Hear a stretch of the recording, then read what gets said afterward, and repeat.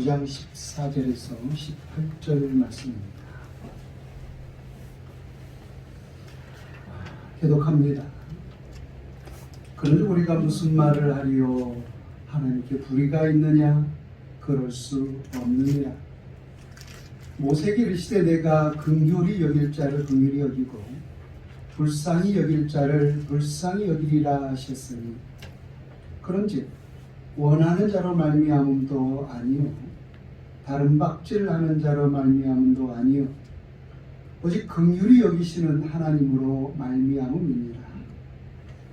성경이 바로에게 이르시되 내가 이 일을 위하여 너를 세웠으니 곧 너로 말미암아 내 능력을 보이고 내 이름이 온 땅에 전파되게 하려 함이라 하셨으니 그런즉 하나님께서 하고자 하시는 자를 긍휼히 여기시고 하고자 하시는 자를 완악하게 하시느니라.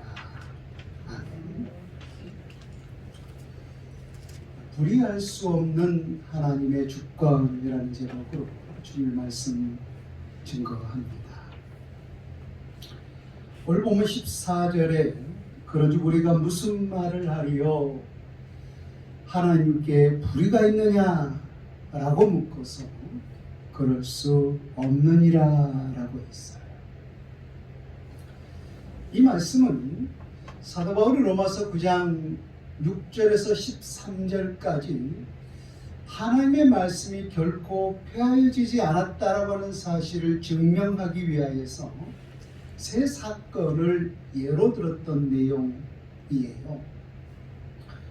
근데 그 사건을 예로 들었던 내용에 대해서 바울에 대해서 반론을 주장하는 자들이 있었습니다. 그래서 그 반론에 대한 제 반박의 말씀이 우리가 무슨 말을 하리요? 하나님께 불의가 있느냐? 그럴 수 없느니라 라고 했던 말씀입니다. 여러분의 이해를 돕기 위해서 간략하게 다시금 요약을 한다면은 로마서 9장에서 사도 바울은 하나님의 복음에서 저만큼 멀어져 있는 이스라엘 백성들, 사도 바울에게 있어서는 형제였고 동족이었죠. 그래서 이스라엘 백성들을 생각했을 때 그 마음의 근심과 고통의 깊이가 마치 지옥불에 떨어지는 그러한 깊이와 같다라고 했어요. 우리가 잘 알고 있듯이 성경은 이스라엘 역사이지 않습니까? 그래서 하나님께서는 이스라엘을 통하여서 먼저 언약을 맺으셨고 또 이스라엘을 선택하셨고 또 이스라엘을 사랑하셨고 또 이스라엘 백성 가운데 놀라운 역사를 일으켰던 것을 보게 돼요. 마치 모세가 이스라엘이여 너희는 참으로 행복한 사람이로다 라고 했듯이 이스라엘은 참 하나님으로부터 많은 특권과 은혜를 누린 백성이 분명합니다. 그런 사실들을 사도 바울은 누구보다 잘 알고 있었던 것이죠.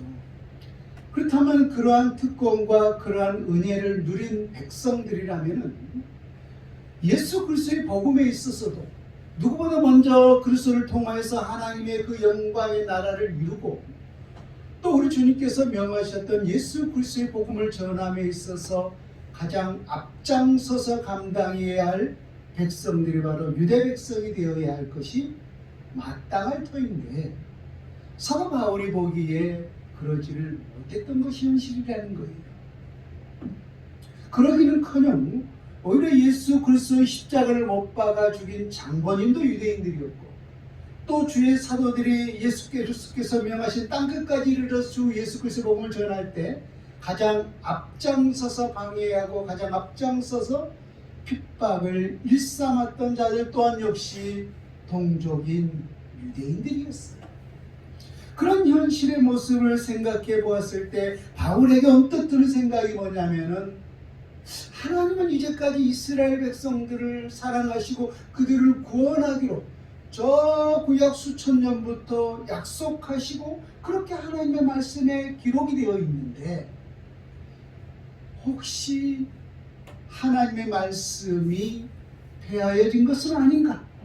하나님은 이스라엘 백성들과 그 언약을 맺었는데 그 언약이 성취되어지지 않는 그 현실의 모습을 보았을 때 그 약속의 언약이 폐하여진 것은 아닌가 라고 하는 생각이 들었다는 거예요.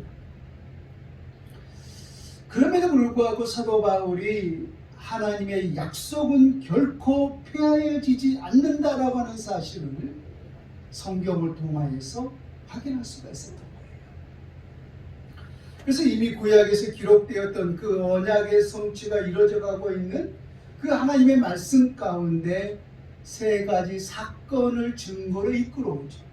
그 첫 번째가 뭐였냐면은 이스라엘이 다 이스라엘이 아니었다라는 거예요. 다시 말하면은 하나님께서 이스라엘이라고 하는 그 민족을 선택하셨지만은 그 민족 전체 백성이 다 구원받은 것이 아니었다라는 거예요. 약속의 자녀만 하나님 앞에 구원에 이르렀다라고 하는 거예요. 두 번째 증거는 아브라함의 씨라고 해서 다 아브라함의 자손이 아니었다는 두 번째 증거였어요. 그 예가 바로 이스마엘과 이삭이었죠. 이스마엘도 역시 아브라함의 씨를 통하여서 태어난 자손이었고 이삭도 역시 아브라함의 씨를 통해서 태어난 자손이에요. 그런데도 불구하고 하나님의 그 영적 계보에는 누구만 올라가게 되는 거예요? 이삭만 올라가죠.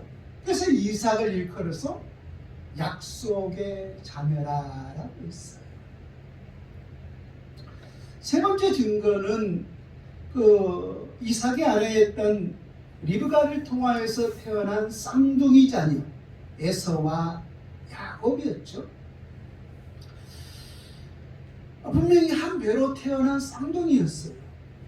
그런데 에서가 먼저 난 자였고 야곱이 나중에 난 자였죠. 그렇다면 장자권은 누구에게 있는 거예요? 혈통적으로 보면 에서에게 있는 거죠. 에서에게 있는 거. 그런데 하나님은 그것을 바꿔버리고 말았어요. 오히려 큰 자가 어린 자를 섬기리라 라고 했어요. 그래서 나중에 보면은 말 그대로 지난 우리가 사무엘상에서 보았듯이 하나님이 그 언약의 성취가 이루어지는 것을 볼 수 있지 않습니까? 그리고 하나님의 그 영적 계보에 누가 올라가요? 이삭이 올라가는 것이 아니라 야곱이 올라가죠. 보세요. 이처럼 혈통적 계보를 통하여서 하나님의 언약의 성취가 이루어지는 것이 아니라 하나님의 약속의 말씀을 통하여서 그 언약의 성취가 이루어지고 있다는 거예요.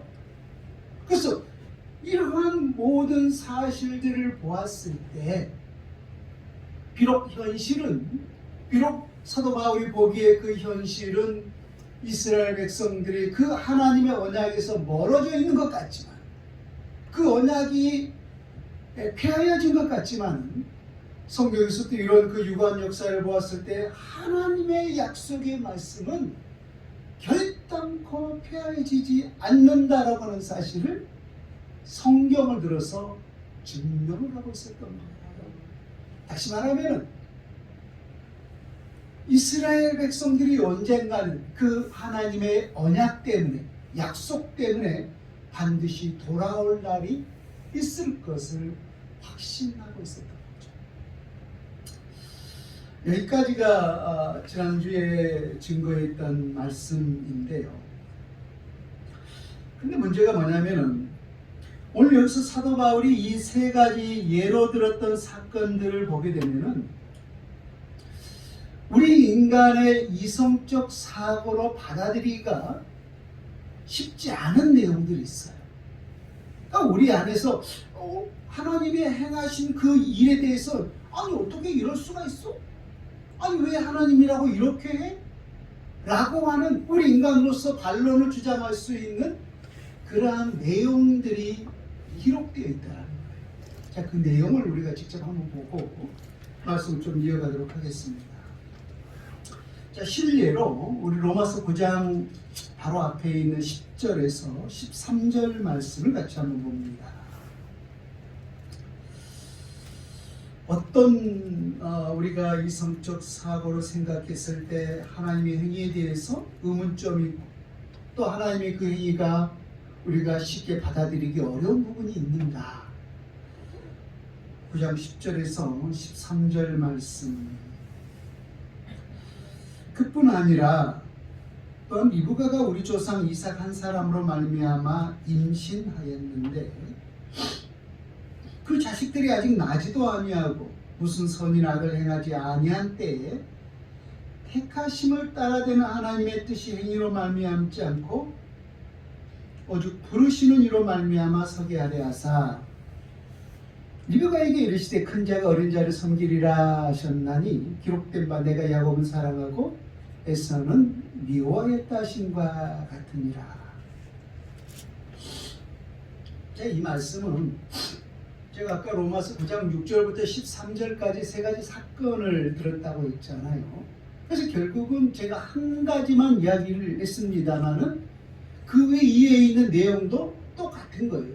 다시금 반복하자면 이스라엘이라고 해서 다 이스라엘이 아니었다는 거고 아브라함의 씨라고 해서 다 아브라함의 후손이 아니었다라는 거고 세 번째는 리브가 한 배로 쌍둥이로 낳았다고 해서 다 참된 그 하나님의 약속의 자녀가 아니었다는 거예요. 반드시 하나님이 택하신 자녀만이 그 약속의 자녀가 될 수 있었다는 거예요. 그래서 이 여러분 범위를 보면은 점점점 더 줄어들어가고 있는 것을 보게 돼요. 첫 번째는 이스라엘이라고 하는 전체 민족 있잖아요. 그 민족 가운데서 택함 받은 자들이 구원받고 두 번째는 아브라함의 씨라고 해서 범위가 줄어들었죠. 다 구원받은 것이 아니라 약속의 자녀인 이삭만.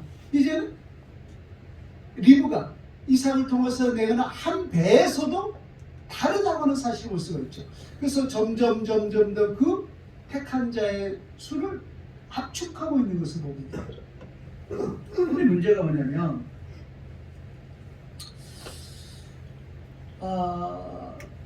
이런 하나님의 자손이 될 수 있었던 것이 사람의 무슨 행위로 말미암은 것이 아니라 오직 하나님의 뜻에 따라서 결정되었다는 거예요. 사람의 행위로 말미암은 것이 아니라 오직 하나님의 뜻에 따라 이 모든 것이 약속의 자녀로 선택의 자녀로 결정되었다는 거예요. 자 보세요. 다시 반복해서 설명합니다.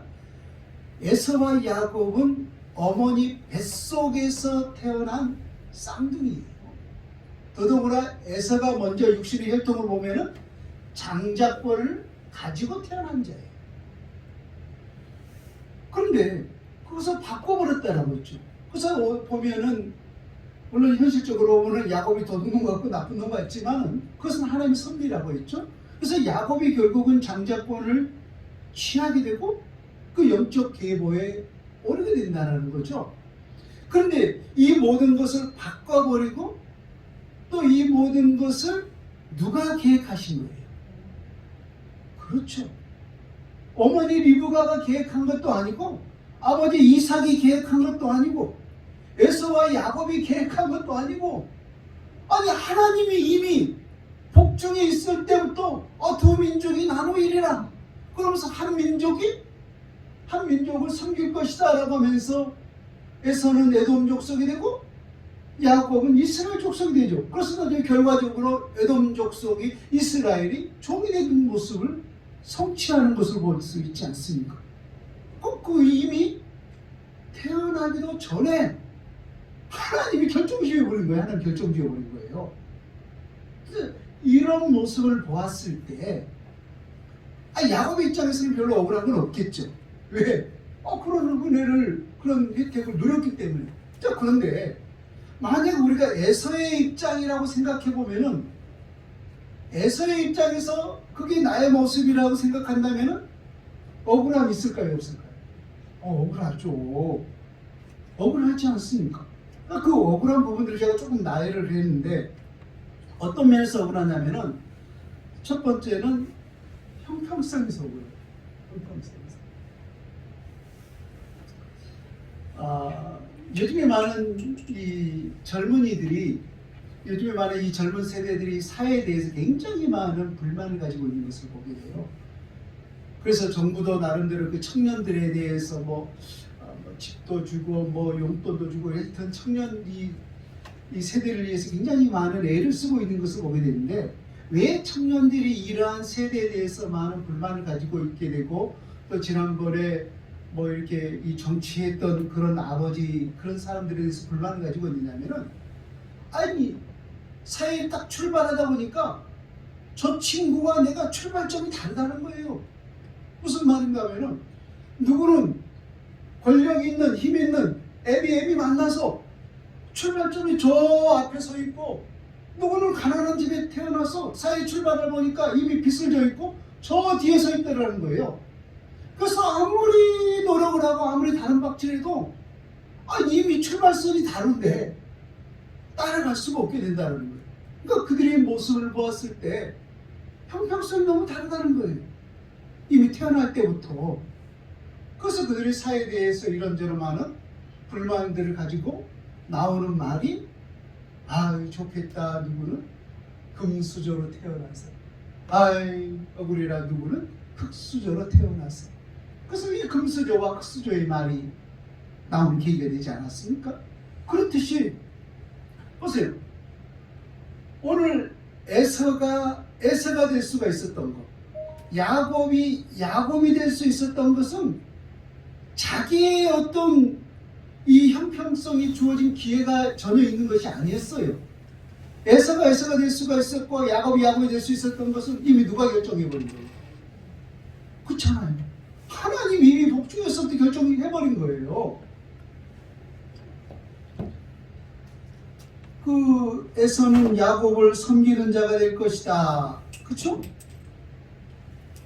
그러니까 먼저 난 자는 나중에 난 자를 섬길 것이다. 이미 어떤 행위가 있는 게 아니잖아요. 이 뱃속에서 하나님이 그렇게 선택해버린 거예요. 그러니까 에서의 입장에서 봤을 때는 형평성이 다르다는 거예요. 형평성이 억울함이 있을 수 있다는 거죠. 자, 이런 말씀을 여러분들 잘 들어두세요. 이게 굉장히 많이 믿지 않는 사람들과 성경을 논할 때 좀 다툼이 있을 수 있는 그런 이야기예요. 두 번째, 에서 입장에서 억울한 점은 하나님의 그 주권적인 선택에 있어서 우리 인간이 할 수 있는 게 아무것도 없었다는 거예요. 내가 할 수 있는 게 아무것도 없었다는 거예요. 보세요. 우리에게 어떠한 기회를 주고 나서, 어떤 삶의 기회를 주고 나서 지사님은 이러한 삶을 살았기 때문에 이런 상을 주고, 지사님은 이런 삶을 살았기 때문에 이런 벌을 줍니다 라고 해서 어떤 내 행위의 결과에 따라서 그렇게 선택을 받고 선택을 받지 못했다면 그건 내 행위의 결과이기 때문에 수긍이 가잖아요. 마치 학생들이 내가 열심히 공부해서 100점 맞았고 누구는 공부 하나도 안 해서 빵점 맞았으면 그건 내 행위의 결과이기 때문에 100점 주고 빵점 주고 이유를 제기할 수가 없는 거잖아요. 근데 나에게는 전혀 그런 기회조차 주지 않은 거예요. 어떤 기회도 주지 않고 이미 내 행위를 보지 않고 나의 어떤 선과 악을 보지도 않고 이미 뱃속에서 하나님이 그렇게 선택을 해버렸다. 에서 입장에서는 억울할 수 있지 않겠느냐라는 거예요.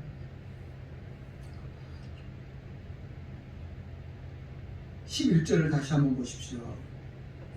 그 자식들이 아직 나지도 아니하고 무슨 선이나 악을 행하지 아니한 때에 택하심을 따라되는 하나님의 뜻이 행위로 말미암지 않고 오직 부르신 이로 말미암아 서게 하려 하사라고 했어요. 무슨 선이나 악을 행한 이후에 그러한 결정을 했다면은 우리는 그거에 대해서 이해할 수 있고 수긍이 갈 수 있단 말이에요. 근데 무슨 선이나 악을 전혀 행하지 아니한 그때, 다시 말해 우리의 행위와 전혀 상관없이 하나님이 에서는 에서로 선택하고 야곱은 야곱을 선택해버린 거예요. 그래서 하나님이 그 말라기에서는 뭐라고요? 나는 야곱은 사랑하고 에서는 미워하였다라고까지 해버린 거예요. 근데 그것이 우리의 어떤 행위의 결과라는 건 모르겠는데 무슨 뱃속에 있을 때 뱃속에 있는 아이가 뭘 해요? 할 수 있는 게 아무것도 없잖아요. 근데 이미 하나님은 그렇게 주권에 의해서 선택을 해버렸다는 거예요. 그래서 제 입장에서는 억울할 수 있는 부분이 있지 않겠는가라고 하는 거예요. 그럼 세 번째, 이것이 에서의 입장일 수도 있고 또 택함 받지 못했던 이스마엘의 입장일 수도 있고 또 오늘 본문에 나오는 이 바로의 입장일 수도 있는 건데요. 여러분 17절과 18절 한번 보세요. 17절과 18절 보면 이들은 바로는 하나님의 택함을 받고도 영원한 형벌을 원치 못한 사람이에요.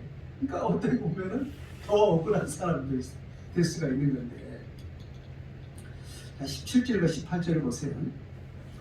성경이 바로에게 이르시되 내가 이 일을 위하여 너를 세웠으니 누가 세운 거예요? 바로를? 하나님이 세운 거예요. 그러니까 성경이 바로에게 말했다라는 것은 성경과 하나님을 동일시하는 거죠. 하나님이 바로에게 말한 거예요. 내가 이 일을 위하여 너를 세웠다는 거예요. 그러니까 바로를 왕으로 세운 이는 누구예요? 하나님이죠. 세웠으니 곧 너로 말미암아 내 능력을 보이고 내 이름이 온 땅에 전파되게 하려 함이라 하셨으니 그러니 하나님께서 하고자 하시는 자를 긍휼히 여기시고 하고자 하시는 자를 완악하게 하십니다. 그럼 여기서 바로는 하나님께서 긍휼히 여기신 거예요? 완악하게 여기신 거예요? 완악하게 여기셨던 거죠. 근데 중요한 것은 하나님께서 이 일을 위하여서 바로를 왕으로 세우셨다라고 했어요. 그 일이 뭐냐면 오늘 본문에서 설명하기를 바로를 통해서 하나님의 능력을 나타내고 바로를 통해서 하나님의 그 영광스러운 이름을 전파되게 하려 함이라고 하죠. 그래서 바로 때문에 하나님의 능력이 나타나게 되었고 바로 때문에 하나님의 이름이 실상은 전파되게 된 거예요. 그 일을 누가 하신 거예요? 하나님. 그런데 그를 불쌍히 여기셔서 그 일을 했으니까 완악하게 해서 그 일을 했어요. 완악하게 해서 그 일을 했어요.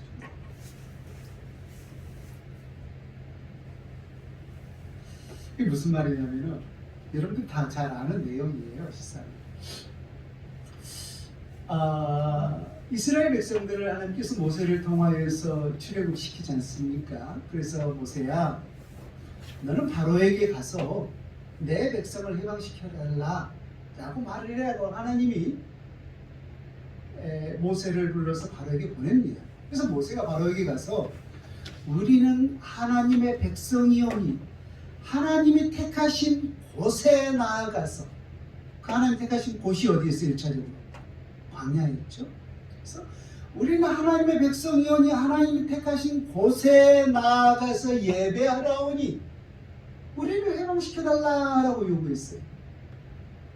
자, 그때 바로가 그래 너희 가서 예배해라 라고 했으니까 들어주지 않았습니까? 택도 없는 소리죠. 한마디로요. 아니 그들은 애굽의 노예로 부려먹을 수 있는데 있으면은 그럼 누가 일을 해요? 동일이 보내줄 리가 없는 거죠. 우리가 일반적으로 생각해도. 근데 중요한 것은 이게 몇 번이나 반복된 거예요. 우리 10번이나 반복이 된 거죠. 비, 개구리, 이, 마지막 장자의 죽음까지. 근데 그렇게 번복을 할 때마다 무엇이 나타나는 거예요? 하나님의 능력이 나타나는 거예요. 하나님의 능력이. 피의 재앙도 하나님의 능력이었죠. 개구리의 재앙도 하나님의 능력이었죠. 10번째 장자의 죽음도 흑암의 재앙도 다 하나님의 능력이었어요. 그것을 누가 본 거예요? 하나님의 백성들도 보고, 애굽의 백성들도 본 거예요. 또 그런 사실들을 그 주위에 있는 모든 이방의 나라들이 다 본 거예요. 다 본 거예요. 근데 만약에 보세요. 이 바로의 마음이 강팍하지 않아가지고, 그래, 너희들은 하나님의 백성이오니 하나님 택하신 곳에 나아가서 예배해라 라고 했다면은 하나님의 능력이 나타나겠어요? 나타나지 않았겠어요? 나타나지 않았겠죠. 그래서 하나님께서 바로의 마음을 강팍하게 하사라고 했던 것은 그렇게 10번이나 번복함을 통해서 하나님의 능력이 나타나게 되고, 또 그런 사실 통해서 하나님이 그런 일을 하신 분이야? 그런 능력을 일으키신 분이야? 라고 하면서 모든 열방의 이 주위의 국가들이 하나님이 하신 일들을 보게 될 거 아니에요. 그래서 하나님의 능력이 나타나고 하나님이 하신 일이 전파된 거예요. 그 일을 누가 한 거예요? 바로가 한 거예요. 바로가. 그렇다면 바로에는 좋은 일을 한 거예요? 나쁜 일을 한 거예요? 이게 무슨 논리가 나냐면은, 여러분 가룟 유다 알죠? 가룟 유다를 신봉하는 자들이 있습니다. 실제로 역사에 보면은 이 가룟 유다를 신봉하는 자들이 어떠한 것을 내세우냐면은, 예수님께서 우리를 죄를 대속하기 위해 십자가에 못 박아 죽으셨잖아요. 그런데 그렇게 원수들에게 은 30냥의 판자가 누구였어요? 가룟 유다죠. 그래서 그들이 주장하는 내용이 뭐냐면은, 만약에 가룟 유다가 예수님을 은 30에 팔지 않았더라면은 예수님께서 십자가에 못 박아 죽지 않을 수 있지 않겠느냐. 그래서 가룟 유다 때문에 예수님께서 십자가에 못 박아 주셨기 때문에 가룟 유다가 상을 받아야지 벌을 받을 수 있겠느냐라고 하는 것과 같은 논리인 거죠. 이런 걸 여러분 뭐라 그래요? 궤변이죠. 궤변인 거예요. 그러니까 자기의 이성적인 사고로 자기의 논리로 하는 거예요. 여러분 가룟 유다가 예수님 팔지 않았으면 예수님 십자가에 못 박혀 죽지 않았을까요? 아니, 하나님은 이 돌들도 아브라함의 자손이 되게 하시는데 하나님의 뜻을 이루시는 거예요. 얼마든지 하나님의 방법을 통하여서. 이 악한 도구로 어찌됐든 가룟 유다가 그렇게 쓰임받고, 오늘 본문에 누구예요? 바로도 바로 그 일을 위해서 세움 받았고 영원한 형벌을 면치 못했다는 거예요. 자, 보세요. 종합적으로 이제 좀 마무리를 할게요. 자, 이런 사실들을 보았을 때 오늘 14절에 제가 처음 본문 14절을 읽으면서 그렇게 시작을 했죠.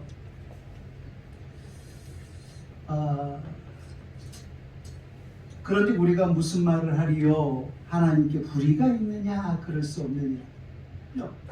하나님께서 오늘 아까 말씀드렸듯이 에서와 야곱을 기회도 주지 않고 형평성도 따지지 않고, 또 바로는 그런 일들을 시켜놓고도 그렇게 영원한 형벌을 면치 못했으니, 아니 하나님이 다 선택하시고 하나님이 이 모든 것들을 다 이루셨는데, 일하셨는데 그래놓고 영원한 형벌을 주시니 하나님이 불의한 분이 아니냐는 거예요. 하나님 불의한 분이 아니냐. 아니 하나님이 하셨는데, 그 일을 하나님이 하셨는데 하나님이 불의한 분이 아니냐.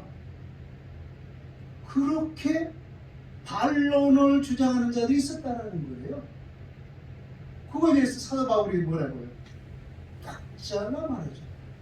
여러분 어찌 하나님이 완전하신 분인데 불의할 수가 있겠습니까? 그럴 수 없느니라 하고 딱 잘라 말해버렸어요.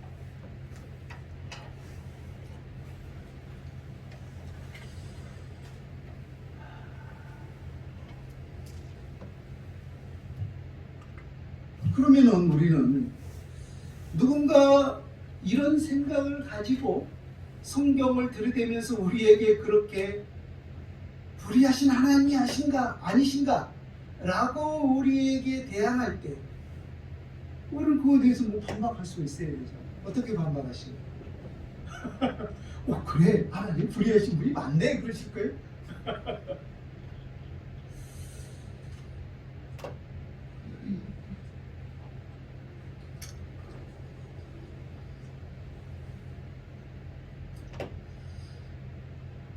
여러분, 에서의 생각, 또 바로의 생각, 그리고 이 택함받지 못한 자들이 이러한 하나님의 주권적인 선택에 대해서 하나님이 불의하신 것이 아닌가 라고 하는 그 생각 자체 이면에 자기에게 어떠한 생각이 있는가 하면은 그것을 자기가 인정하든 인정하지 않든 간에 그 말을 할 수 있다는 그것 자체로서 드는 생각이 뭐냐면은 나에게 의로움이 있다라고 생각하기 때문에 그 생각이 됐습니다.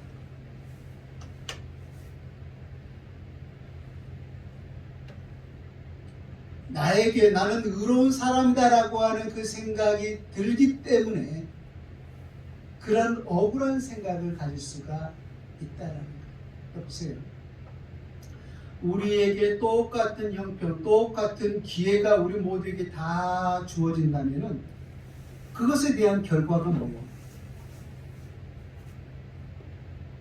영원한 사망이잖아요. 사망. 들어보세요. 로마서 3장 9절 이하에 아담에서 태어난 우리 모든 인간들에게서 하나님은 이렇게 선언하셨어요. 그러면 어떠하냐? 우리는 나느냐? 결코 아니라 유대인이나 헬라인이나 다 죄 아래에 있다고 우리가 이미 선언하였느니라. 어디 아래 있다고? 죄 아래 있다고 선언했다는 거예요. 그래서 택함 받은 자들도 죄 아래 있는 거고 택함 받지 못한 자들도 실상은 우리는 다 이미 죄 아래 있는 거예요. 그래서 10절에 기록된 바 의인은 없나니 하나도 없으며 깨닫는 자도 없고 하나님을 찾는 자도 없고 다 치우쳐 함께 무익하게 되고 선을 행하는 자도 없나니 하나도 없도다. 23절에 그래서 모든 사람이 죄를 범하였음에 하나님의 영광에 이르지 못하더니 라고 했어요. 그래서 우리의 모든 만백성들의 근본은 다 죄인이라는 거죠.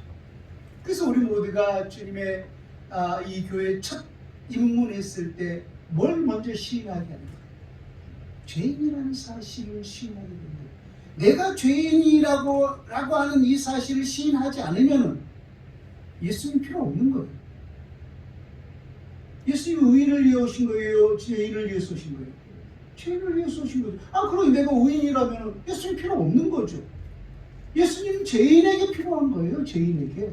그래서 우리 모두가 죄라고 하는 사실을 인정해야만이 그 죄를 사해줄 수 있는 예수님이 필요한 거예요. 이것은 모든 인류에게 다 공통적으로 부여된 바인 거죠. 그래서 한마디로 너나 나나 할 것 없이 에서나 야곱이나 아브라함이나 모세나 저나 여러분이나 우리는 원래는 아담하는 세나 모든 인간은 다 어디 갈 사람들이에요? 다 지옥 갈 사람들인 거예요. 이거 다 동일한 거예요. 의인 없네 하나도 없도다. 자, 그런데 좀 예를 바꿔서 볼까요? 그렇다면 우리가 물에서 빠져서 지금 뭐 허우적대서 죽고 있어요. 물에 빠져서 수영을 못해서 허우적대로 죽고 있단 말이에요. 그 예를 좀 바꿔보는 겁니다. 하나님 우리를 구원하는 사건은 물에 빠져서 허우적대면서 죽고 있는데 누군가 그 광경을 보면서 옷을 벗고 생명을 걸고 들어가서 만약에 10사람이 허우적거리고 있었는데 그 사람 가운데 5사람을 생명을 구원해 준 거예요. 그렇다면은 그 생명을 구원받지 못한 사람들 혹은 그 가족들이 그 생명을 구원해준 그 사람에 대하여서 왜 누구는 살려주고 왜 누구는 살려주지 못했느냐고, 왜 형편하지 못하냐고, 왜 똑같은 기회를 주지 않았느냐라고 항의할 수 있는 거예요? 할 수 없는 거예요.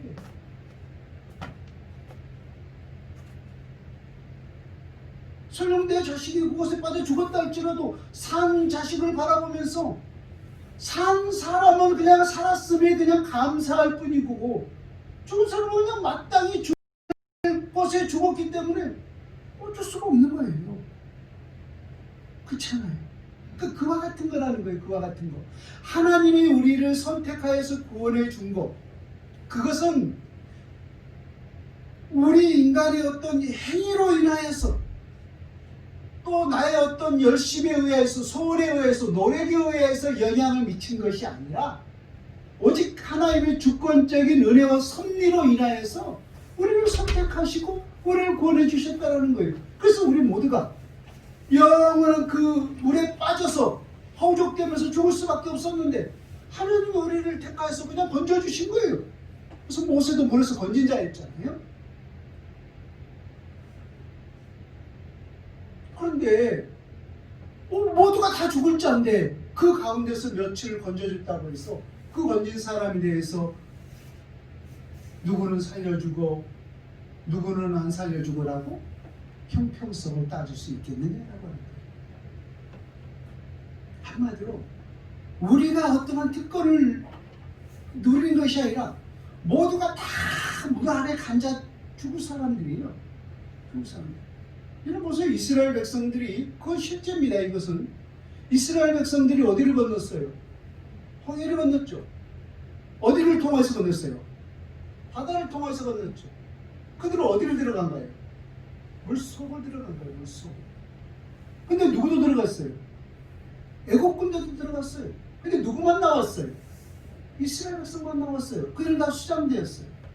그러니까 우리는 원래 그 물속에서 다 죽어야 할 존재인 거예요. 근데 누구만 살려주신 거예요? 하나님께서 택한 백성들만 살려주신 거예요. 원래는 다 죽을 자인데 이것이 바로 하나님의 주권적인 선택이라라고 하는 거예요. 주권적인 선택이었어요. 그래서 우리의 어떠한 행위가, 우리의 소원이 그 하나님의 구원에 어떠한 영향도 미칠 수가 없는 거예요. 그렇다면 우리는 얼마든지 그것을 미칠 수 있다면 우리는 얼마든지 자랑할 수 있을 거예요. 왜? 내 노력에서, 내 수고에서, 내 헌신에서 있기 때문에. 그런데 이건 누구의 선택인 거예요? 하나님의 선택이니까. 이건 하나님의 은혜인 거죠. 하나님의 은혜. 은혜 말고 우리가 뭐라고 설명할 수 있는 거예요? 아니, 한 배에서 난 자식도 하나님이 누구를 미워하고 누구를 사랑하고 하나님 주권적인 선택인데, 그렇게 하나님의 의해서 이루어졌는데 내가 하나님의 택함 받은 백성에 대해서 구원을 이뤘다는 것은 이건 하나님께서 내가 주신 그냥 은혜 말고는 설명할 길이 없는 거예요. 좋은 자식인가 살려준 건데.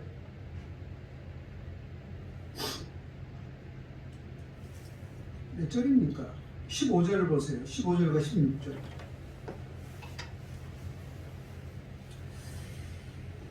모세에게 이르시되 내가 긍휼히 여길 자를 긍휼히 여기고 불쌍히 여길 자를 불쌍히 여기리라 하셨으니 그런즉 원하는 자로 말미암는도 아니요. 그러니까 원한다고 해서 되는 게 아니에요. 그죠? 다른 박제하는 자는도 말미암는데, 다른 박제한다는 건 뭐예요? 뭔가를 위해서 막 수고하고 달려가는 모습이죠. 다른 박제한다 해서 된 것도 아니라는 거예요.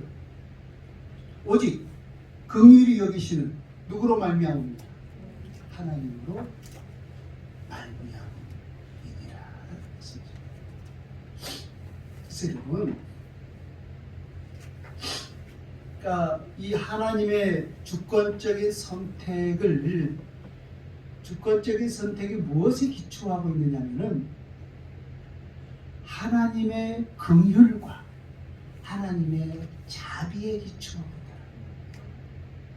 우리를 불쌍히 여기서 우리 모두가 그 영원한 지옥불을 면할 길이 없는데 우리의 어떤 행위를 보지 않았잖아요. 근데 다만 하나님께서 우리를 사랑하시사 우리를 불쌍히 여기사 우리를 긍휼히 여겨주시사 우리를 건져주신 거예요. 우리를 건져주신 것뿐이에요.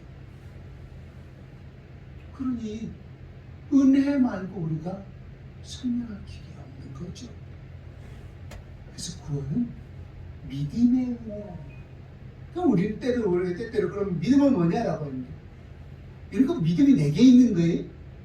주님께 있다라고 했어요. 그 믿음도 주께 있는 그 믿음을 내게 주셔서 그 믿음의 은혜로 말미암아, 그러니까 그 믿음조차도 선물이고 은혜인 거죠.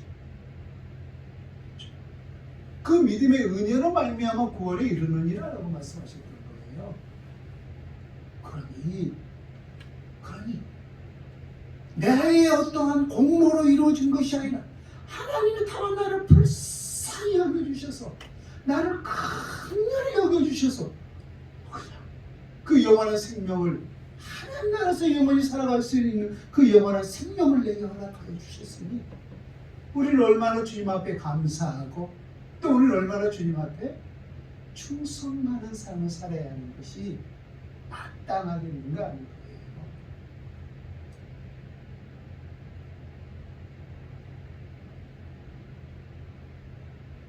이게 뭐 형평성인데, 제가 논리적으로 여러분들에게 설명하기 위해서 의도적으로 뭐 형평성 따지고 기회 따지고 있지만, 우리는 그러한 기회를 하나님 앞에 따질 수 있고 물 수 있는 그 자격 자체가 없는 존재들이에요. 그걸 따진다면 다 죽음인 거잖아요. 다 죽음뿐인 거예요. 정확한 비유가 될 수 있을지 모르겠지만은, 여러분 죄수들이, 감옥에 있는 죄수들이 왜 우리에게 자유를 주지 않느냐라고 할 수가 있어요? 없는 거예요. 그들은 잘못했기 때문에 그걸 박탈당한 거잖아요. 아니 그것을 잘못해서 사회에서 벌로 그날 박탈당하여서 그렇게 깜빵 생활하고 있는 사람이 왜 저 사람은 자유롭게 놔두고 왜 나는 이곳에 있느냐라고, 왜 나에게 그러한 기회를 주지 않느냐고, 왜 나에게 이러한 형평성을 다루냐라고 따질 수가 있겠느냐라고 하는 거예요. 그럴 수가 없는 거예요. 그럴 수가 없는 거예요. 그래서 우리의 이성적인 사고로 그렇게 주장할 수가 있는 사람들이 그럼 하나님이 불의하시지 않느냐? 라고 했지만은 바울은 그건 너희 사람의 생각일 뿐인 것이고 하나님은 결코 불의하신 분이 아니다라는 거예요. 그렇게 주장하는 우리 인간의 생각 속에 나는 의롭다라고 하는 그 어리석은 생각이 존재하고 있기 때문에 그런 생각을 가질 수가 있었던 거예요. 새로운 우리의 구원은 나의 잘함을 드러낼 수 있는 게 아무것도 없는 거예요. 나의 행위로 말미암아 우리가 그러한 것들을 성취했다면 자랑할 수 있는 거잖아요. 왜? 내가 노력해서, 내가 수고해서, 내가 헌신해서 얻은 거기 때문에. 그러나 이것은 하나님이 그냥 불쌍히 여겨주셔서 긍휼히 해주셔서 건져주실 뿐인데, 뭘 우리가 자랑할 수 있는, 뭘 우리가 자랑할 수 있는. 그래서 여러분, 우리 하나님의 사람들은 절대 고개 뻣뻣이 들고 다니서는 그건 안 되는 거예요.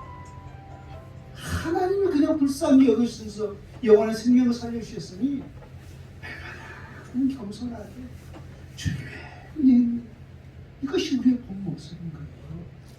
아멘. 그렇게 오늘 또 내가 이 말씀을 듣고 내가 오늘 또 이러한 은혜를 입은 것을 알고 합니다. 다만 하나님이 나를 불쌍히 여겨주셔서 그 자비와 긍휼의 기초에서 그 주권적인 선택에 구원받게 하셨어. 주님, 내가 죽는 그날까지 하나님 앞에 더 충성하겠습니다. 그런 심령으로 살아낼 수 있기를 우리 주 예수님의 이름으로 축원해 드립니다. 아멘.